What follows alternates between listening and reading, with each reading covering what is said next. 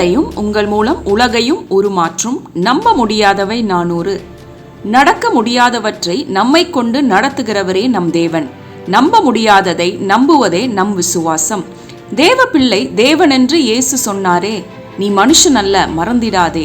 கல்லறையை மாத்திரமல்ல, கல்லறை தோட்டத்தையே காலி செய்யும் ஆற்றலும் இப்பொழுதே உனக்குண்டு. நான் செய்ததை விட பெரிய கிரியையும் நீ செய்வாய் என உன்னை பார்த்து சொன்னவர் எல்லளவும் பொய்யுரையா இறைமகனாம் இயேசுவன்றோ. அவர் எங்கும் எப்பொழுதும் உனக்குள்ளே வாசம் செய்கிறாரே. நீ செல்லும் இடமெல்லாம் அந்த ஜீவ தண்ணீரை கட்டவிழ்த்து விடு. நீ கட்டவிழ்ப்பதை பரலோகம் கட்டவிழ்த்து வையகத்தை வாழ வைக்கட்டும். நம்ப முடியாத 400 சத்தியங்களை தொடர்ந்து கேட்போம்.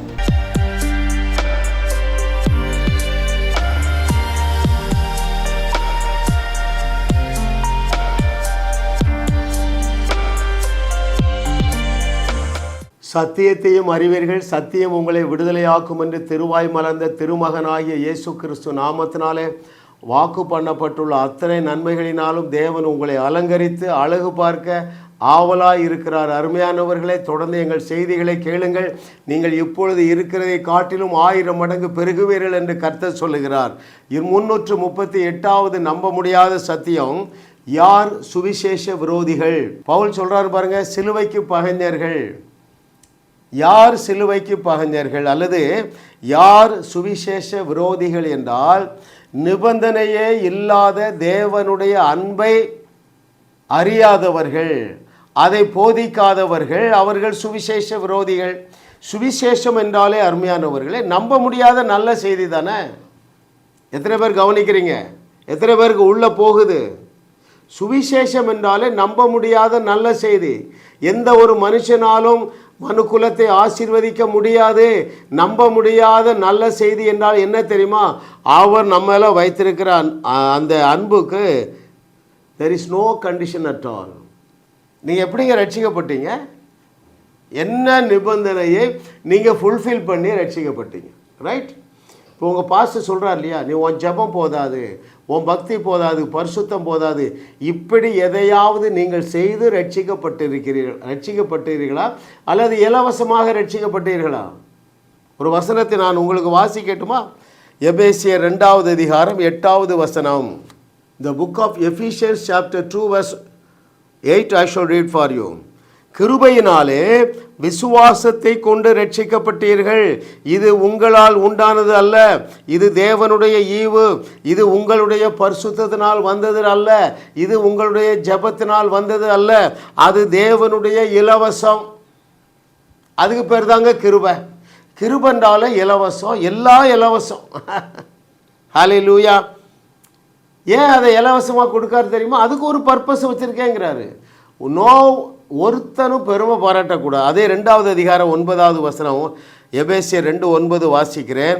ஒருவரும் பெருமை பாராட்டாதபடிக்கு இது கிரியைகளினால் உண்டானது அல்ல, நம்முடைய பக்தியினால் உண்டானது அல்ல, நம்முடைய ஜெபத்தினால் உண்டானது அல்ல. அது ஈவு, அது இலவசம். நான் நல்ல 40 நாள் உபவாசம் பண்ணேன், நான் ரட்சிக்கப்பட்டேன் என்று சொன்னால் நீ பாவம் செய்கிறா. நீ சிலுவைக்கு விரோதி, சுவிசேஷத்திற்கு விரோதி. நான் நல்லா, எனக்கு ஆண்டவர் ரொம்ப பிடிக்கும்பா, நான் நல்லா ஜெபம் பண்ணுவேன், நான் நல்லா பரிசுத்தமாக வாழ்ந்தேன், எனவே ஆண்டவர் என்னை ரட்சித்தார் என்பது பச்சை பொய். ஏனென்றால் அது உங்களுடைய கிரியைகளினால் வந்தது அல்ல. அருமையானவர்களே, அப்போ நான் ஒன்று கீழ்ப்படிய வேண்டாமா? நீங்கள் கீழ்ப்படிவீர்கள், நீங்கள் ஜெபிப்பீர்கள், நீங்கள் தேவனை நேசிப்பீங்க. ஏன் தெரியுமா? இந்த ட்ரூத்தை அறிஞ்சிங்கன்னா. எந்த truth? Is not out of my effort, but it is out of his effort on the Calvary cross. கல்வாரி சிலுவையிலே பாடுபட்டாரே, அதை நீ விசுவாசிக்கிறதுனால தான் நீ ரட்சிக்கப்பட்டாய். அதை நீ விசுவாசிக்காதான் நீ ஐஸ்வர்யவன் ஆக முடியும். ஹல்லேலூயா. மற்ற எல்லாருமே சுயநீதிகள்ங்க. நான் அதை இன்னொரு வசனம் வாசிக்கிறேன். அங்கே அவர்களுக்கு பவுல் கொடுத்துருக்கிற பெயர் என்ன தெரியுமா? முட்டாள்கள். ரோமர் 10வது அதிகாரம் 2லேருந்து சில வசனங்களை வாசிக்கிறேன். இந்த book of Romans chapter 10 verses from 2. தேவனை பற்றி அவர்களுக்கு வைராக்கியம் உண்டென்று அவர்களை குறித்து சாட்சி சொல்லுகிறேன். ஆயிலும் அது அறிவுக்கேற்ற வைராக்கியம் அல்ல, அதாவது முட்டாள்தனமான வைராக்கியம். அதே ரோமர் 10:3 எப்படி என்றால், அவர்கள் தேவ நீதியை அறியாமல் தங்கள் சுய நீதியை நிலைநிறுத்த தேடுகிறபடியால் தேவ நீதிக்கு கீழ்ப்படியாதிருக்கிறார்கள். விசுவாசிக்கிற எவனுக்கும் நீதி உண்டாகும்படியாக கிறிஸ்து நியாய பிரமாணத்தின் முடிவாய் இருக்கிறார். 2 நீதி இருக்குங்க. ஒன்று நம்முடைய பிரயாசத்தினால் வருகிற மனித நீதி, இன்னொன்று தேவ நீதி. இந்த மனுஷ நீதி அதை வைத்து கொண்டு தேவனண்டை போக முடியாது. தேவநீதியை வைத்து தான் தேவனண்டை போக முடியும். அந்த தேவநீதியை நீங்கள் எப்பொழுது பெற்றுக்கொண்டீர்கள்? நீங்கள் ரட்சிக்கப்பட்ட பொழுதே பெற்றுக்கொண்டீர்கள். அந்த தேவநீதியை நீங்களும் நானும் எப்படி பெற்றுக்கொண்டோம்? விசுவாசத்தினாலே பெற்றுக்கொண்டோம். விசுவாசத்தினால் வராத யாவும் பாவம். ரைட்? நான் நல்லா ஜோமன்ட்டப்பா, நல்லா பரிசுத்தமாக இருக்கிறேன், சின்னு, இதெல்லாம் பை ப்ராடக்ட்டுங்க.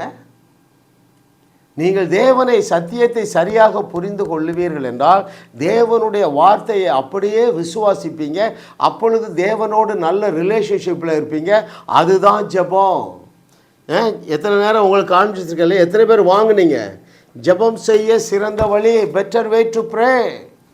அருமையானவர்களே, இந்த புக்கை நான் பலமுறை படித்தேங்க. எப்படி ஜெபிப்பது என்றே கற்றுக்கொண்டேன். இப்போ எனக்கு நீடுன்னு ஒன்றும் இல்லை, தேவை என்று ஒன்றுமே இல்லை. ஏன்னா நான் கேட்கிறதுக்கு முன்பதாகவே தேவன் கொடுத்து விடுகிறார்.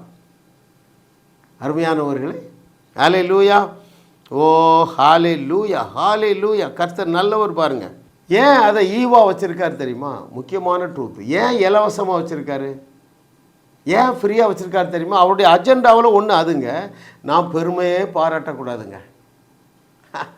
ஏற்கனவே ஒரு வசனம் வாசித்தேன் இல்லையா? அதே எபேசியர் 2:9 ஒருவரும் பெருமை பாராட்டாதபடிக்கு இது மனுஷனுடைய கிரியைகளினால் வருகிறது அல்ல. எது?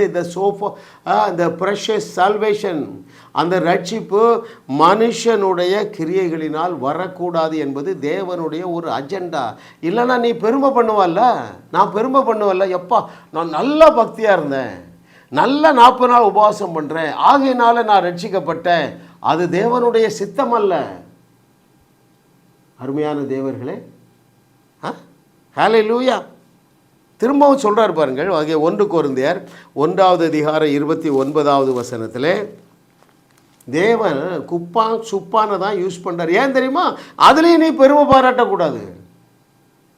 நல்லா படித்தவங்க, நல்ல ஒழுக்கமானவர்களை மாத்திரம் தேவன் பயன்படுத்தினா அவனுக்கு என்ன வந்துடும்? மண்டகனம் வந்துடும் பாருங்க. It is not the plan of the Lord. இன்டென்ஷனலாக சொல்கிறார். வாசிக்கிறேன். அங்கே 1 கொரிந்தியர் 1:29 மாம்சமான எவனும் தேவனுக்கு முன்பாக பெருமை பாராட்டாதபடிக்கு அப்படி செய்தார். அங்கே என்ன பார்த்தோம்? ஒருவரும் பெருமை பாராட்டாதபடிக்கு அவனுடைய கிரியைகளினாலே அவன் ரட்சிக்கப்படக்கூடாது. என் கிரியை விசுவாசத்தான் தான் அவனுக்கு ரட்சிப்பு. ஏன்னா அவன் பெருமை பாராட்டக்கூடாது. இங்கே குப்பா சுப்பா எல்லாத்தையும் யூஸ் பண்ணுறாரு. இழிவாக எண்ணப்பட்டவர்கள், தள்ளப்பட்டவர்கள், ஃபெயிலியர் கேஸு, விபச்சாரம் பண்ணவங்க, கொலை செய்தவங்க எல்லாத்தையும் யூஸ் பண்ணுறாரு. ஏன் தெரியுமா? ஒருவரும் பெருமை பாராட்டக்கூடாது. எத்தனை பேருக்கு புரியுது? அருமையானவர்களே, உங்கள் பாஸ்டர் அல்லது நீங்கள் கேட்குற செய்தியில் கண்டிஷன் சொன்னாங்கன்னே வைங்களேன். காலையிலே 1 மணி நேரம் எழுந்து நின்று நேர் முழங்கால நின்னா தான் தேவனுக்கு பிடிக்கும் என்று சொன்னால் அவர்கள் சுவிசேஷ துரோகிகள். ஏன்? மனுஷ கிரியையை போதிக்கிறாங்க. சிலுவை அவர்களுக்கு தேவையில்லை. சொந்த முயற்சியினாலே தேவனை பிரியப்படுத்த முயற்சிப்பாங்க. 5 பைசா ஆண்டவர்கிட்ட இருந்து கிடைக்காது. இதானே உங்கள் அனுபவமாக இருக்குது. ஹல்லேலூயா, ஓ தேங்க்யூ மாஸ்டர். உங்களுக்கு ஒரு பெரிய ட்ரூத்தை நான் சொல்கிறேன். நீங்கள் கீழ்ப்படுகிறதுக்கு ஒரு சட்டமும் இப்போ இல்லைங்க. ஒரு சட்டமும் இல்லையா? ஒரு சட்டமும் இல்லை. அப்போ நான் எதுக்கு கீழ்ப்படிய வேண்டியது இல்லையா? அருமையானவர்களே, நீங்கள் நியாயப்பிரமாணத்துக்கு கீழ்ப்பட்டிராமல் கிருபைக்கு கீழ்ப்பட்டு இருக்கிறபடினால் நீங்கள் எந்த பாவம் செஞ்சாலும் அதிலிருந்து வெளியே வந்துடுவீங்க. ரோமர் 6:14 வாசிங்க. 6:14 of the book of Romans. Since you are not under law but under grace, sin cannot dominate you. அந்த கேரண்டிங்க. நீங்கள் பாவத்தில் விழுந்து மூழ்கிட மாட்டீங்க. நீதிமான் 7 நேரம் விழுந்தாலும் எழுந்திருப்பான். 1 மணி நேரத்துக்கு நீ 7 நேரம் பாவம் செஞ்சாலும் அதில் மூழ்கிட மாட்டான் என்பது அதனுடைய பொருள். அருமையானவர்கள், that is the supernatural power of the gospel. It is free. Hallelujah. Oh thank you master. இன்னும் பாருங்கள், நீங்கள் கீழ்ப்படுகிறதுக்கு அங்கே சட்டமே ஒன்றும் இல்லைங்க. எது பாவம்? சட்டத்தை மீறுறது பாவம். சட்டத்தையே தூக்கி தூர போட்டார். அப்போ என்னங்க பாவம் இருக்குது? பாவம் இல்லை என்றால் என்ன தண்டனை இருக்குது? ரோமர் முழுசாக தான் சொல்கிறாருங்க. அருமையானவர்களே, ஒரு வசனம் வாசிக்கிறேன், முக்கியமான வசனம் பாருங்கள். இந்த வசனம் எனக்கு என்னைக்கு பிடிப்பட்டதோ, என்னைக்கு எனக்கு ஒரு ஒரு வெளிச்சம் வந்ததோ, அதிலிருந்து அநேக பாவ எண்ணங்கள்லேருந்து வெளியே வந்துட்டேன். எபேசியர் 2வது அதிகாரம் 14, 15, 16. ரைட். எப்படி எனில் அவரே நம்முடைய சமாதான காரணராகி, உங்கள் ஜபம் தேவனோடு உங்களை சமாதானப்படுத்தாது, உங்களுடைய பக்தி பரிசுத்தம் தேவனோடு உங்களுக்கு சமாதானத்தை கொண்டு வராதுங்க. திரும்ப தெரிஞ்சுக்கிடுங்க. எபேசியர் 2:14. எப்படி எனில் அவரே நம்முடைய சமாதான காரணராகி இரு திறத்தாரையும் ஒன்றாக்கி பகையாக நின்ற பிரிவினையாகிய நடுச்சுவரை தகர்த்து சட்ட திட்டங்களாகிய நியாயப்பிரமாணத்தை தம்முடைய மாம்சத்தினாலே ஒழித்து இரு திறத்தாரையும் தமக்குள்ளாக ஒரே புதிய மனுஷனாக சிருஷ்டித்து இப்படி சமாதானம் பண்ணி பகையை சிலுவையிலே கொண்டு அதனாலே இரு திறத்தாரையும் ஒரே சரீரமாக தேவனுக்கு ஒப்புரவாக்கினார். நான் சுருக்கமாக இதை சொல்கிறேன் பாருங்கள். உங்களுக்கும் தேவனுக்கும் இடையில் எது பகையை உண்டாக்கிற்று? நான் இப்படி கேட்குறேன். தேவனண்டே நீங்கள் கிட்டி சேர வேண்டுமென்றால் அநேக சட்டத்திட்டங்களுக்கு கீழ்ப்படியணும். விழுந்து போன உலகத்தில் மனுஷனால் முடியலை. ஆண்டவர் பெஸ்ட்டை பண்ணிட்டார். எதை பெஸ்ட்டை பண்ணார்? எப்போ தூக்கி தூர போடு. இதானே இவனுக்கு பிரச்சனை. இதனால தானே என்கிட்ட வர பயப்படுறா. தூக்கி தூர போடு. நடுச்சுவராக இருந்த அந்த நியாயப்பிரமாண கட்டளைகளை தூக்கி தூர போட்டுட்டாருப்பா. ஹல்லேலூயா. இன்னும் நீங்கள் நியாயப்பிரமாணத்தை பிரசங்கித்தால் நீங்கள் சுவிசேஷ துரோகிகள். ஹல்லேலூயா. அறிவில்லாதவர்களுங்கிறான். கர்த்தர் நல்லவர் பாருங்க. அப்போ இதில் என்ன குட் நியூஸ் சொன்னால், அந்த சுவிசேஷம் என்றாலே நம்ப முடியாத நல்ல செய்தி. இல்லை என்றால் பவுலு, சீலா, பேதுரு, தாவீது யாரையும் தேவன் யூஸ் பண்ண முடியாதுங்க. தாவீதை யூஸ் பண்ண முடியுமா? எந்த மனுஷனையும் யூஸ் பண்ண முடியாது. உலகத்தில் பிறந்த ஒரே ஒரு மனுஷனை தான் அவரால் பயன்படுத்தி இருக்க முடியும். அவர் யார்? இயேசு கிறிஸ்து. அவரை தவிர உலகத்தில் வந்த எவனும் நல்லவன் இல்லை என்று அதே இயேசு சொல்லிட்டார். உலகத்தில் ஒருத்தரும் நல்லவன் கிடையாதுப்பா. உங்களுக்கு பாவம் இல்லை என்று சொல்லுவீர்களானால் உங்களை நீங்களே வஞ்சிக்கிறவர்களாக இருக்கிறீர்கள். ஆனால் என்ன நல்ல செய்தி? அந்த விபச்சாரத்திலையும் அந்த கொலையிலையும் கிடந்த தாவீதுக்கு அருளப்பட்ட கிருபைகளை நம்மோடு நித்திய உடன்படிக்கையாக ஏற்படுத்தி விட்டாரே. ஹல்லேலூயா, ஹல்லேலூயா. Oh thank you master. எனக்காக பாருங்க, 2000 வருஷத்துக்கு முன்பதாக எனக்காக ஒருவர் பாடுபட்டார். அந்த பாடுகளை நிமித்தமாக எனக்கு மீட்பு வந்துட்டு. எனக்கு எந்த பாடும் கிடையாது. நம்புகிற மாதிரி இருக்கா? அதனால தான் நீங்கள் ப்ராக்டிக்கலாக சிந்திக்கிறீங்க. அநேக ஊழியர்கள் இன்னும் நியாயப்பிரமாணத்தை நம்புகிறீங்க. நீங்கள் சுவிசேஷ விரோதிகள். நானாவது கொஞ்சம் டீசெண்டாக பேசுகிறேன். இயேசு உங்களுக்கு என்ன பெயர் கொடுத்தாரு? குருடனுக்கு வழிகாட்டுகிற குருடர்கள், வெள்ளை அடிக்கப்பட்ட கல்லறைகள். பவுலுக்கு மண்டையில் கொட்டுறான் பாருங்க. அட வேத புரட்டர்களே, சுவிசேஷ புஸ்தகம் அவ்வளோத்தையும் புரட்டுறீங்களா? இயேசு கிறிஸ்து வந்ததே பாவிகளை ரட்சிக்கத்தானே. இன்னும் கொஞ்சம் சட்டதிட்டங்களை கொடுத்து ரட்சிக்க அல்ல, விசுவாசத்தினாலே ரட்சிக்க. ஹல்லேலூயா. Oh thank you master. பவுல் உங்களுக்கு என்ன பெயர் கொடுக்குறார்? நான் வாசிக்கிறேன். கலாத்தியர் 1வது அதிகாரம் 6 மற்றும் 7வது வசனங்கள். The book of Galatians chapter 1 verses 6 and 7. உங்களை கிறிஸ்துவின் கிருபையினாலே அழைத்தவரே நீங்கள் இவ்வளவு சீக்கிரமாய் விட்டு வேறொரு சுவிசேஷத்திற்கு திரும்புகிறதை பற்றி நான் ஆச்சரியப்படுறேன். வேறொரு சுவிசேஷம் இல்லையே. சிலர் உங்களை கலகப்படுத்தி கிறிஸ்துவனுடைய சுவிசேஷத்தை புரட்ட மனதாய் இருக்கிறார்களே அல்லாமல் வேறொன்றும் இல்லை. அவர்கள் வேத புரட்டர்கள், சுவிசேஷ புரட்டர்கள். என்ன செய்வாங்க தெரியுமா? சுவிசேஷத்தையும் பேசுவாங்க, நியாயப்பிரமாணத்தையும் பேசுவாங்க. 3 விதமான பிரசங்கிகள் இருக்கிறார்கள். ஒரு சின்ன கூட்டம் இருக்குது, அவர்கள் நியாயப்பிரமாணத்தை மட்டுமே போசிப்பாங்க. மெஜாரிட்டி கூட்டம் ஒன்று இருக்குது, அவங்க ரெண்டையும் மிக்ஸ் பண்ணுவாங்க. நியாயப்பிரமாணத்தையும் பேசுவாங்க, கிருபையையும் பேசுவாங்க. வாஸ்ட் மெஜாரிட்டி என்னை போல, பவுலை போல சத்தியத்தை சரியாக அறிந்தவர்கள். அவர்கள் எதை போதிப்பாங்க? கிருபையை போதிப்பாங்க, விசுவாசத்தை போதிப்பார்கள், சூப்பர் நேச்சுரலை போதிப்பார்கள், மிராக்கிள்ஸை போதிப்பார்கள், நிபந்தனை இல்லாத தேவனுடைய அன்பை போதிப்பார்கள். எந்த அளவு தேவன் தங்களை நேசிக்கிறார், இலவசமாக, இஸ் லவ் இஸ் அன்கண்டிஷனல் என்று போதிப்பார்கள். அந்த பிரசங்கத்தை கேட்டீங்கன்னா நீ பாவத்திலிருந்து வெளியே வருவா. நீ பாவி, உன் ஜெபம் போதாது, சுயநீதியையே போதிக்கிற பிரசங்கத்தை கேட்டுங்க. நான் 65 வருஷம் வாழலைங்க. ரட்சிக்கப்பட்ட பிறகு 25 வருஷம் கர்த்தர் நல்லவர் என்று ருசி பார்க்கவில்லை. ஏனென்றால் வேத புரட்டர்கள் என்ன சொன்னாங்க? கிருபை உண்டுதாப்பா, ஆனால் நியாயப்பிரமாணமும் உண்டு. வாழலைங்க. வியாதி, குடும்பத்தில் பிரச்சனை, கடன் பிரச்சனை, இல்லாத பிரச்சனையே இல்லை. நாய்படாத பாடுபட்டேன். இன்னைக்கு நன்மையும் கிருபையும் என்னை சூழ்ந்து கொண்டு இருக்கிறது. ரட்சிக்கப்பட்டு 25 வருஷம் சுயநீதியை போதிக்கிற பிரசங்கத்தை கேட்கும் பொழுது நாயும் பேய்தான் என்னை சூழ்ந்து கொண்டது. சத்தியத்தை சரியாக அறிந்தேன். தேவ கிருபையை பற்றி சரியாக அறிஞ்ச பேருங்க நன்மையும் கிருபையும் என்ன தொடருதுங்க. அப்போ நான் உங்களுக்கு சொல்லிக் கொடுக்க வேண்டாமா? அருமையானவர்களே, நாயும் பேயும் வேணுமா, நன்மையும் கிருபையும் வேணுமா? நீயே தெரிந்து கொள்.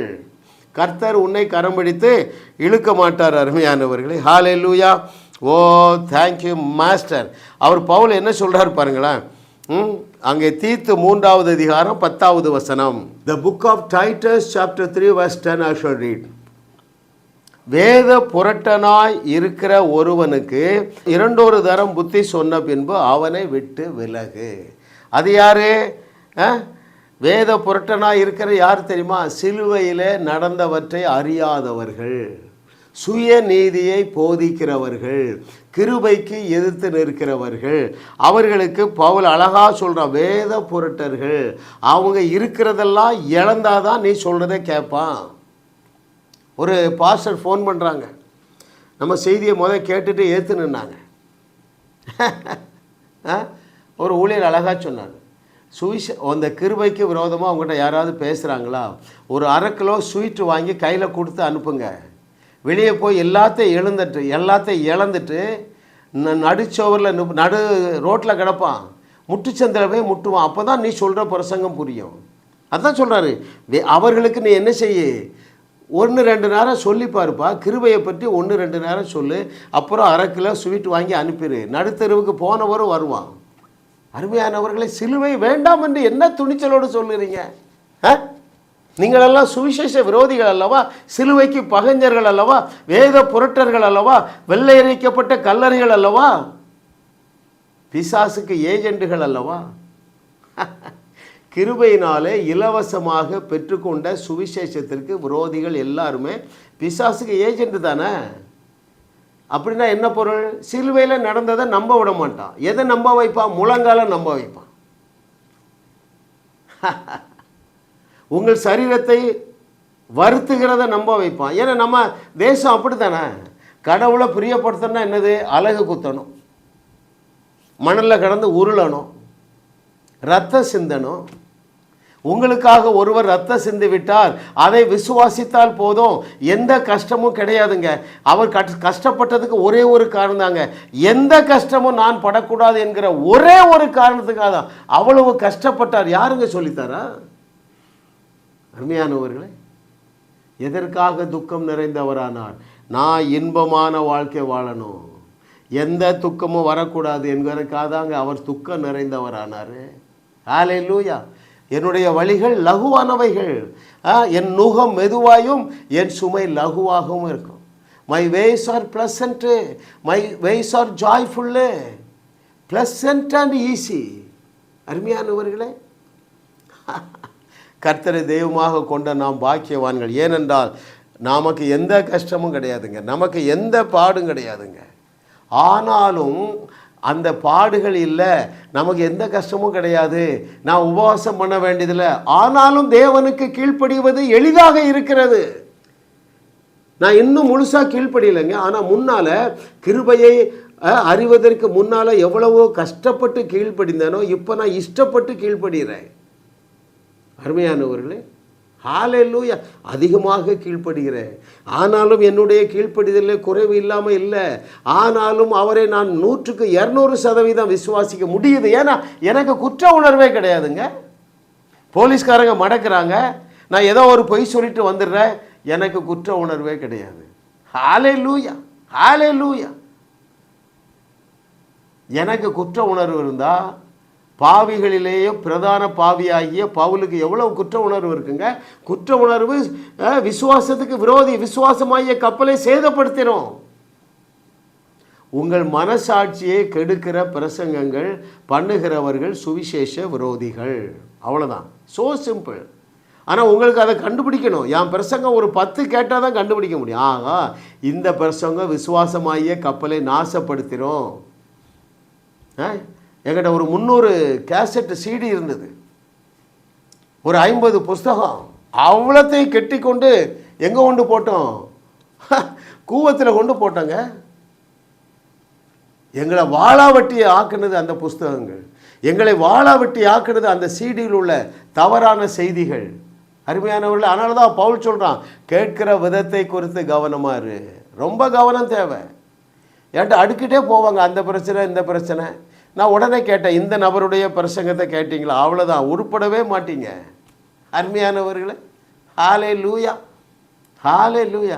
நீங்கள் எந்த துன்பமும் படக்கூடாது, எந்த கஷ்டமும் படக்கூடாது, எந்த துன்பம் எந்த பாடு கூட படக்கூடாது. உபவாசம் பண்ணி கூட நீங்கள் பாடுபடக்கூடாதுங்க. நான் உபவாச ஜபத்துக்கு விரோதி இல்லைங்க. நான் 25 வருஷம் பண்ணி பார்த்தேன், 5 பைசா கூட கிடைக்கல. உபவாசத்தை விட்டேன், விசுவாசிக்க ஆரம்பித்தேன், கிருபையை புரிந்து கொள்ள ஆரம்பித்தேன். நான் கேட்பதற்கு முன்பதாகவே என்னுடைய தேவைகளை எல்லாம் பரலோகம் சப்ளை பண்ணிருந்துங்க. Hallelujah, thank you Lord for your goodness. அதிசயங்களை காண பண்ணுகிற எங்களுடைய அன்பின் தகப்பனே, ஓ இந்த பிள்ளைகளுக்கு நீங்கள் இறங்குங்க. சிலுவையில் நீங்கள் இவர்களுக்காக பாடுபட்டதுனாலே இவர்கள் எந்த பாடும் பட வேண்டியதில்லை, முழங்காலிலேயும் பாடுபட வேண்டியதில்லை என்கிற சத்தியத்தை இந்த பிள்ளைகள் ஏற்றுக்கொள்ளுவார்களாக. ஒரு பிரகாசமுள்ள மனக்கண்கள் உண்டாவதாக. இயேசுவின் நாமத்தில் பிதாவே, ஆமென், ஆமென். மரித்தோரை உயிரோடு எழுப்பும்படியாக ஒவ்வொரு தேவ பிள்ளைக்கும் தேவன் கட்டளையிட்டிருக்கிறார். எலிசாவுடைய கோலிலே வல்லமை இருந்தது. பேதுருடைய வார்த்தை தபித்தாலே எழுந்திரு என்று சொன்ன பொழுது அதிலே வல்லமை இருந்தது. இங்கே நாம் இயேசு கிறிஸ்துவுடைய நாமத்தை பயன்படுத்தியிருக்கிறோம். அந்த நாமத்தில் எல்லா ஆற்றலை விட பெரிய ஆற்றல் இருக்கிறது. எனவே இந்த பேஜை நீங்கள் சில பிரிண்ட் அவுட் போட்டு வைத்து கொடுங்க. ஒரு 5-10 பிரிண்ட் அவுட் போட்டு வைத்து கொள்ளுங்கள். உங்களுக்கு தெரிந்தவர்கள் யாராவது மரித்து போனால் அந்த ஒரு காப்பி பிரிண்ட் அவுட்டை அந்த சரீரத்தின் மேலே வைத்து பேசுங்க. இயேசுவின் நாமத்தில் எழுந்திரு என்று சொல்லி நீங்கள் கட்டளையிடுங்கள். சுப்பிரமணியன் எழுந்திரு, எஸ்தர் எழுந்திரு, இயேசுவின் நாமத்தில் எழுந்திரு என்று சொல்லி நீங்கள் கட்டளையிடுங்கள். அப்பொழுது அந்த சரீரத்துக்குள்ளாக ஒரு ஜீவன் பாய்ந்து செல்லும். அந்த ஜீவன் இயேசு கிறிஸ்துவுடைய நாமத்தில் உள்ள அந்த ஜீவன் அந்த சரீரத்தை உயிரோடு எழுப்பும். நீங்களும் மரித்தோரே எழுப்புகிற அந்த கூட்டத்தில் இணைந்து கொள்ளுங்கள். தேவனுடைய நாமம் உங்கள் மூலமாக மகிமைப்படும் என்று கர்த்தர் சொல்லுகிறார். ஆமென்.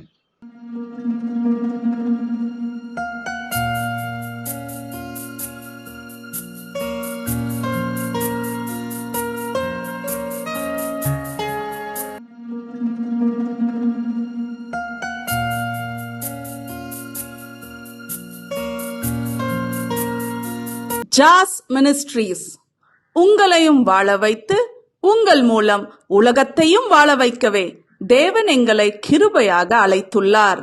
ஜாஸ் ministries, kings and queens assembly, வாரந்தோறும் சென்னை முகப்பேரில் நடைபெறும் ஞாயிறு ஆராதனைக்கு அன்புடன் அழைக்கிறோம். சத்தியத்தை சரியாக அறிந்து வெற்றி வாழ்க்கை வாழ்வீர்கள். சென்னையில் உள்ள உங்கள் நண்பர்கள், உறவினர்களையும் 3 மாதங்கள் அனுப்புங்கள்.